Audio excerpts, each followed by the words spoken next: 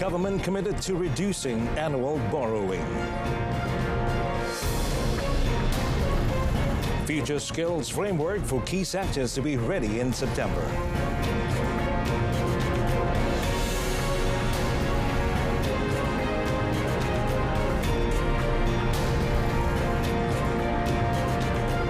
Good evening.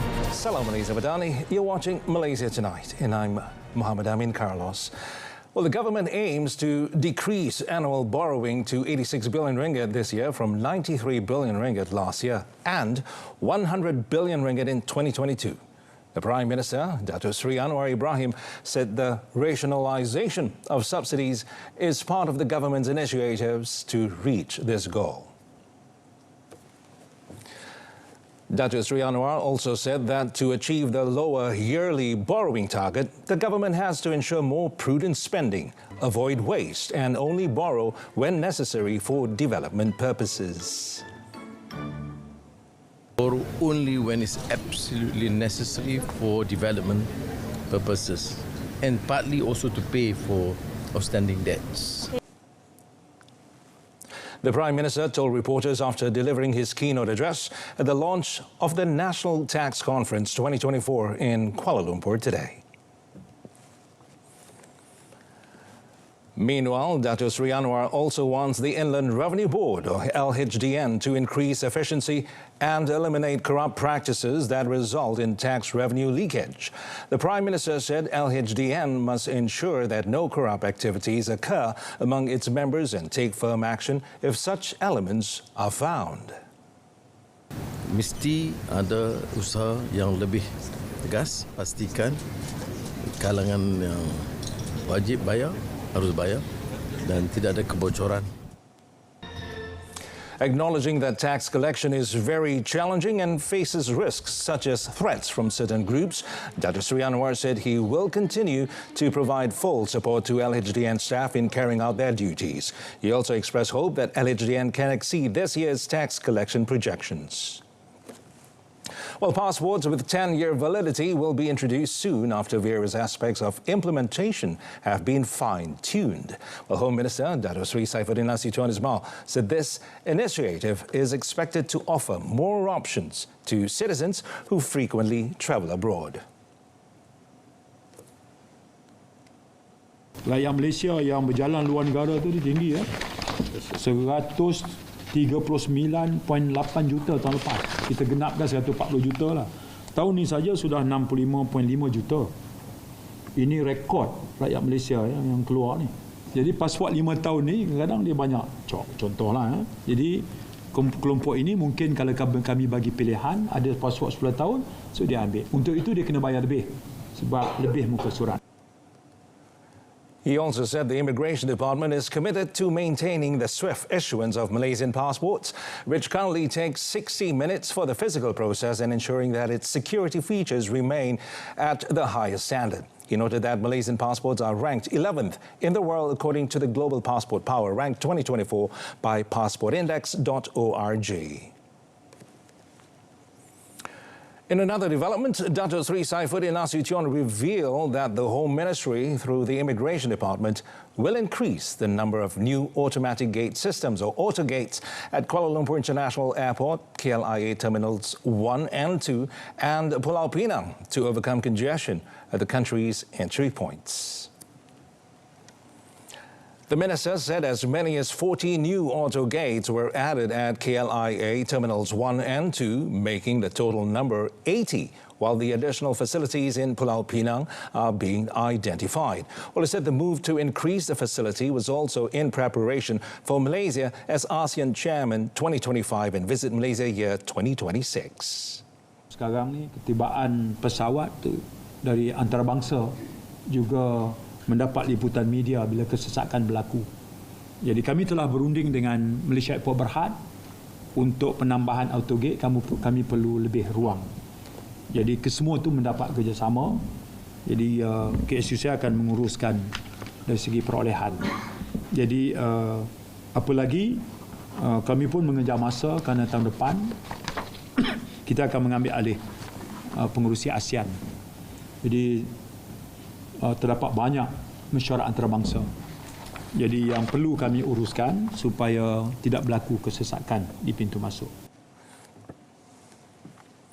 Well, the remand order on the suspect in the murder of former University Pendidikan Sultan Idris or UPSI student Nur Farah Kartini Abdullah has been extended for 7 days from tomorrow. Well, the order was issued by Judge Nurul Mardiha Muhammad Reza following an application by the police at the Kuala Kubu Baharu Magistrates Court today. Now, the police had obtained an order to remand the suspect for 7 days last week for investigation under Section 302 of the Penal Code, and the order expired today. Now, the suspect, aged 26, in an orange lock-up uniform and handcuffs, arrived at the court at 9:04 a.m. in a police car. Nur Farah Kartini was reported missing on 10th July before her body was found in an oil palm plantation in Kampung Seri Kledang, Hulu Selangor on 15th July. Now, following that, a 26-year-old policeman was arrested.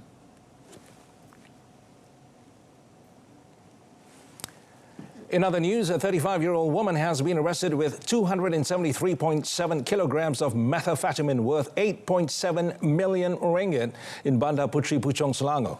Customs Enforcement and Compliance Acting Deputy Director General Ridwan Abdullah said a team of customs officers found the drugs in a Hyundai Sarex car driven by the suspect on 5th July. The drugs were hidden in 13 sacks containing 268 packets labeled as Chinese tea. Now, the suspect, who works as a guest relations officer at an entertainment club, is believed to have rented the vehicle from the north.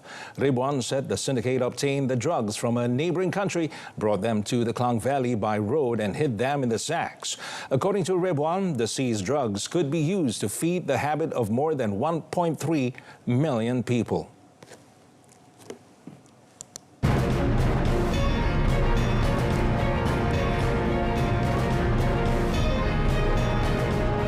Coming up in our business segment, National Fund of Funds to be completed by October.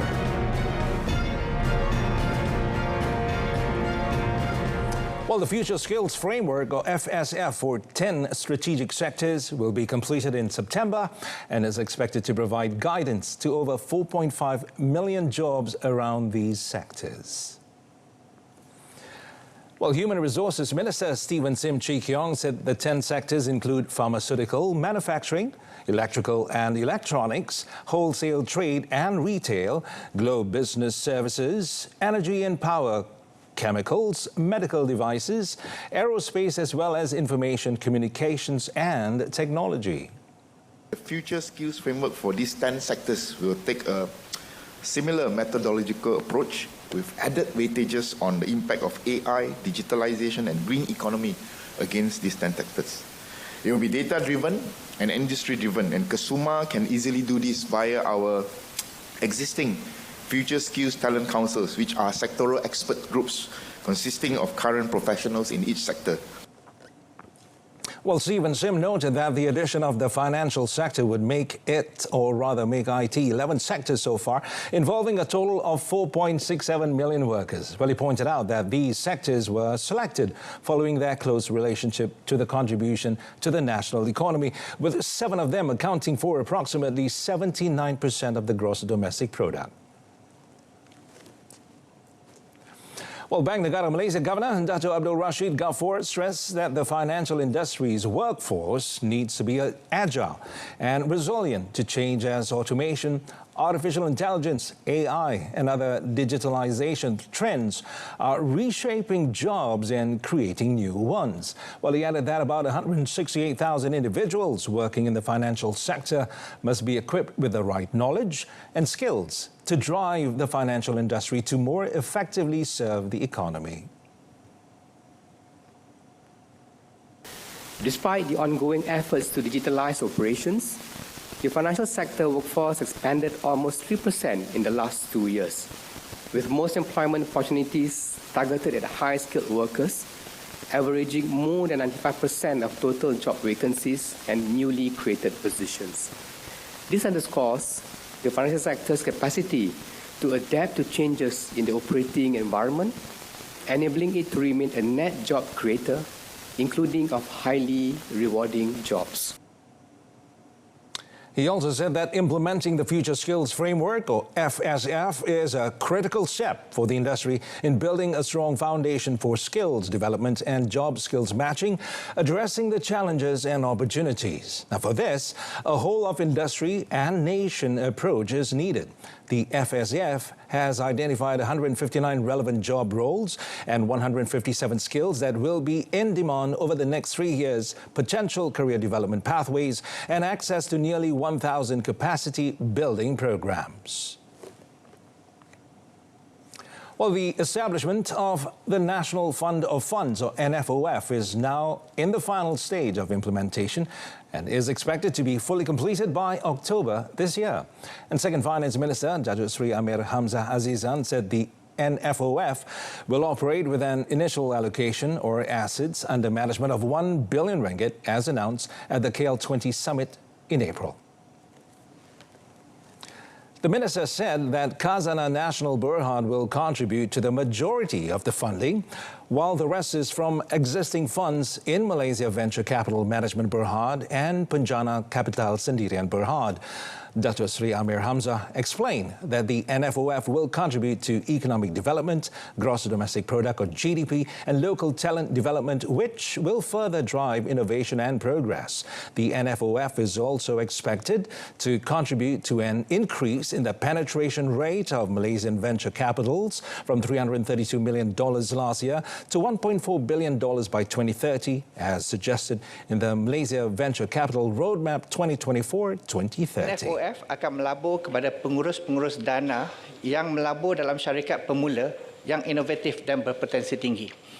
Pelabur lain seperti syarikat pelaburan berkaitan kerajaan, syarikat swasta atau individu juga boleh melabur dalam pengurus dana yang sama dan syarikat pemula yang sama. Well, Malaysia is considering joining several international organizations, including the Organization for Economic Cooperation and Development, or OECD. And Investment, Trade and Industry Minister Tengku Datuk Sri Zafrul Tengku Abdul Aziz said that in its effort to maintain a balance of the country's economic development and good relations with all trading partners, especially world economic powers, Malaysia will continue to ensure an independent, principled and pragmatic foreign policy.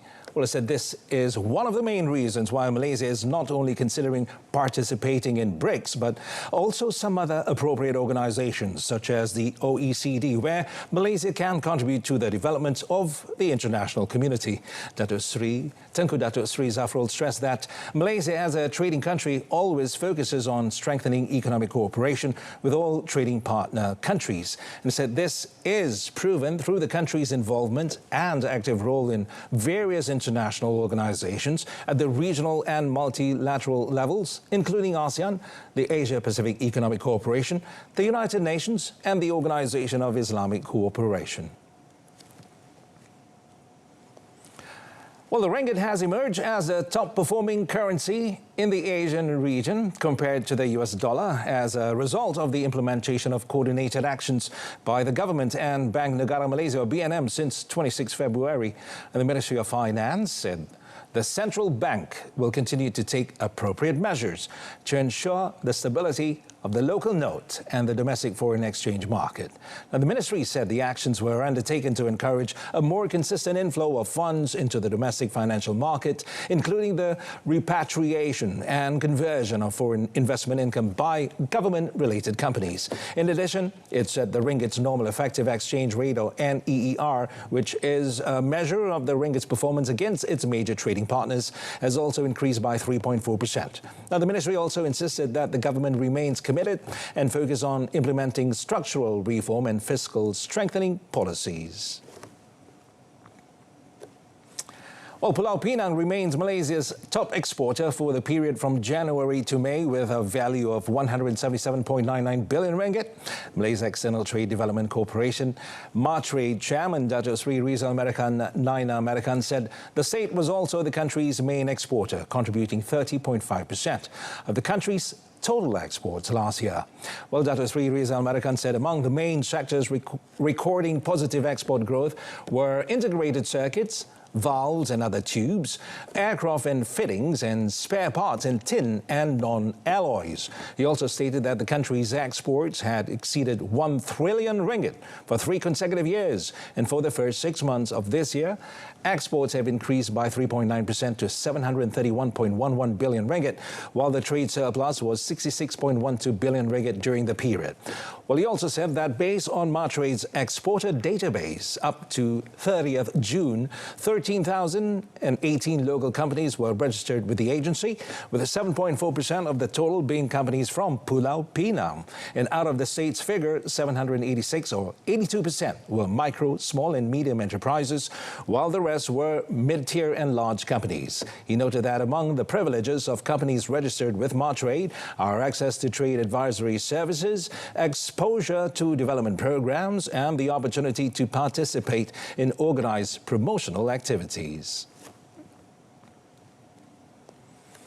Well, foreign investors continued their buying spree on Bursa Malaysia, purchasing 740.8 million ringgit net last week, an increase of 54.9% compared to the previous week. And according to MIDF Amanah Investment Bank Berhad, or MIDF, foreign investors have been net buyers for 15 consecutive trading days. Now, elaborating further on the matter, the investment bank said foreign investors net bought 326.6 million ringgit on Monday, 64 million ringgit on Tuesday, 235.9 million ringgit on Wednesday, 21.3 million ringgit on Thursday, and 93.1 million ringgit on Friday. MIDF reported that the top 3 sectors where foreign investors net bought were financial services, utilities, and property. Local institutions, meanwhile, continued to be net sellers for the second consecutive week, disposing of 546.7 million ringgit. Now, the bank said they net sold every day last week and have been net sellers for 7 consecutive trading days. MIDF added that local retailers also maintained their net selling stance for the 3rd straight week, with net sales of 194.2 million ringgit last week. Well, last week, the average daily trading volume declined among foreign investors and local institutions by 9% and 3% respectively, while local retailers recorded an increase of 2.1%. Well, Malaysia Airports Group's local airport network saw a 40% year-on-year increase in international traffic in the first half of this year, fueled by the addition of 6 new airlines. Now, Malaysia Airports Holdings Berhad, or MAHB, named the airlines as Cambodia Airways, Fly Dubai, Iraqi Airways, Junyao Airlines, Thai Lion Air, and Turkmenistan Airlines. Well, MAHB reported that these airlines contributed to a total passenger movement of 45 million in the first half of the year, reaching 87.9% of pre-pandemic levels from the same period in 2019. Now, the recovery in total seat capacity reached 85%, amounting to 57 million seats compared to 67.3 million in the first half of 2019. Well, furthermore, MAHB noted that the average load factor was 78.8%, surpassing the 2019 level by 3.4 percentage points. This sustained growth indicates robust demand, potentially prompting further expansions in seat capacity offerings. The robust traffic performance in the first half of 2024 was predominantly driven by international passenger movements, buoyed by increasing air travel demand, visa exemptions for travelers from China and India, and an expanded array of airline routes. Well, the Kuala Lumpur rubber market snapped a 2-day losing streak to end higher today, supported by tight supply concerns due to the weather forecast in Thailand and an uptrend in regional rubber futures markets. Now, a dealer said market sentiment was also lifted by gains in crude oil prices, a weaker ringgit against the US dollar, and China's decision to cut its benchmark loan prime rates. The dealer noted that the Thai Meteorological Department warned that widespread thunder showers, isolated heavy rains, flash floods and overflows should be expected in several provinces in the north, northeast and south of the country till 27 July. Now, she also noted that the People's Bank of China unexpectedly cut its benchmark loan prime rates further into record low territory today, as recent signs of a slowing economic recovery drew more calls for stimulus. Nevertheless, further gains were capped by mixed signals from the U.S. Federal Reserve on interest rate cuts, coupled with the ongoing West Asian crisis. Well, back home, the Malaysian Rubber Board's or MRB price for standard Malaysian rubber 20 or SMR 20 increased by 7 cents to 785 cents per kilogram, while latex in bulk rose by 1.5 cents to 616.5 cents per kilogram. Well, in a move to cater to the growing demand for healthier beverage choices, leading fresh milk producer Farm Fresh has launched their latest product, the Farm Fresh Cocoa Malt. Well, first introduced exclusively through a live stream sale on Farm Fresh's official TikTok last Friday, Farm Fresh Cocoa Malt is the ideal alternative for Malaysians who enjoy chocolate malt beverages but are seeking a healthier option and one that is produced by a local company. We all know that the product in the market contains very high amount of sugars and maltodextrin and whatnot. So we truly think that, with this product, and in the light of all these boycotts going on, I think we also should give consumers a reasonable, good alternative for them to choose. Yeah. The Choco Malt drink is the second powdered milk product by Farm Fresh following the introduction of their Farm Fresh grown formula milk powder, which was specially formulated for children aged 1 to 6 years old. The new Choco Malt aligns with Farm Fresh's efforts to continue providing high-quality, nutritious products to the Malaysian market. The sugar content, is really not good for the kids, especially when you have this for breakfast and whatnot, right? So the amount of sugar that they actually added into all these other products is really, really bad. That is why what we did is that we actually make it less sweet. Well, Farm Fresh will continue to expand its dairy business by introducing more new products and increasing the number of farms and cattle in the future. The company's goal is to become one of the local brands capable of supporting Malaysia's food security without relying on imported products.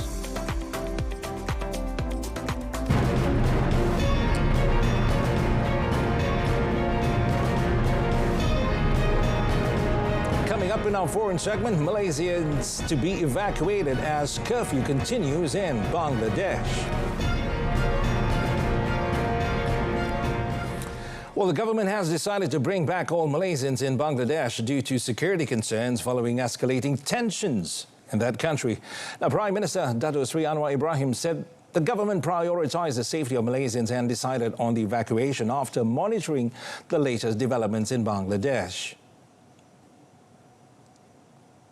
Sama ada mereka pegang bantuan kerajaan atau tidak, atau pelajar swasta, kita akan bantu, dan Menteri Luar akan mengadakan mesyuarat. Setakat ini kerana keselamatan anak-anak di Malaysia itu menjadi keutamaan kita.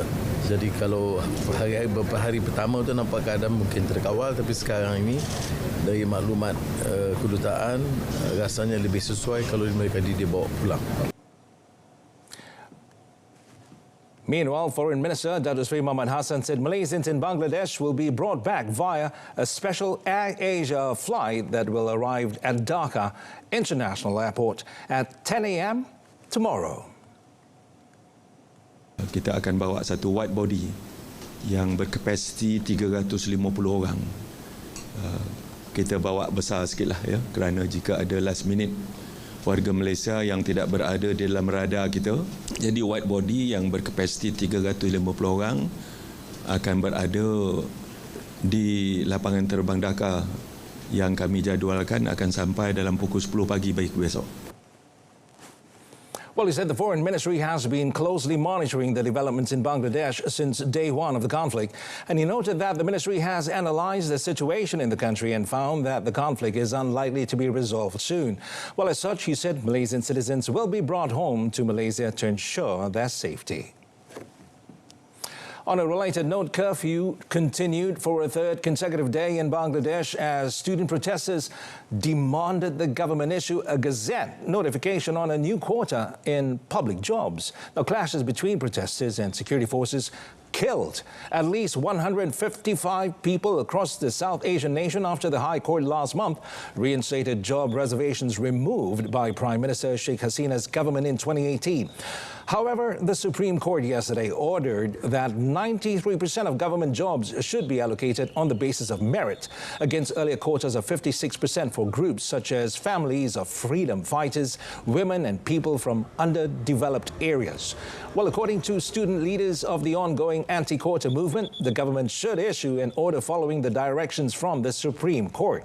And student protesters also said they plan to continue demonstrations until the release of detained protest leaders and demanded the government lift the curfew and reopen universities shut since Wednesday. Now, more than 500 people have been arrested over the clashes in the Bangladesh capital Dhaka, including some opposition Bangladesh National Party leaders. Well, Manila insisted it will continue to assert its rights of a hotspot South China Sea reef after reaching a deal with Beijing for resupplying Filipino troops stationed on a grounded warship. Now, the Philippine Foreign Ministry also rejected suggestions by China that the provisional arrangement required Manila to give Beijing prior notification and verification of deliveries to the BRP Sierra Madre on 2nd Thomas Shoal. Now, China's claims almost the entire South China Sea, including 2nd Thomas Shoal, which lies about 200 kilometers from the western Philippine island of Palawan and more than 1,000 kilometers from China's nearest major landmass, Hainan Island. Foreign Ministry spokeswoman Teresita Daza said the principles and approaches laid out in the agreement were reached through a series of careful and meticulous consultations between both sides that paved the way for a convergence of ideas without compromising national positions. So therefore, Daza said the Chinese Foreign Ministry spokesperson's statement regarding prior notification and on-site confirmation is inaccurate. Daza said the Philippines will continue to assert its rights and jurisdiction in its maritime zones, which included the 2nd Thomas Shoal. Elsewhere, Japan issued heat stroke alerts in 39 of the country's 47 prefectures today as temperatures climbed to over 37 degrees Celsius. Now, the town of Hachioji in the west of Tokyo recorded a temperature of 37.6 degrees Celsius, while the mercury hit 38.2 degrees Celsius in Gunma Prefecture, north of the Japanese capital. And weather officials urged people to take thorough protective measures, such as avoiding outings as much as possible and staying in a cool indoor space. Now, in Tokyo, many people braving the heat carried cooling devices, including parasols and fans. And according to the Japan Meteorological Agency, temperatures in the country are forecasted to fall later this week.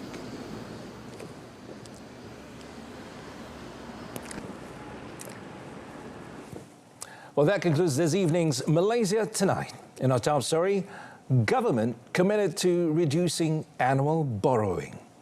Do tune in to World Today, coming up tomorrow at 12:30 p.m. on TV2. And from the river to the sea, Palestine will be free. I'm Mohammed Ahmed Carlos. Thanks for watching.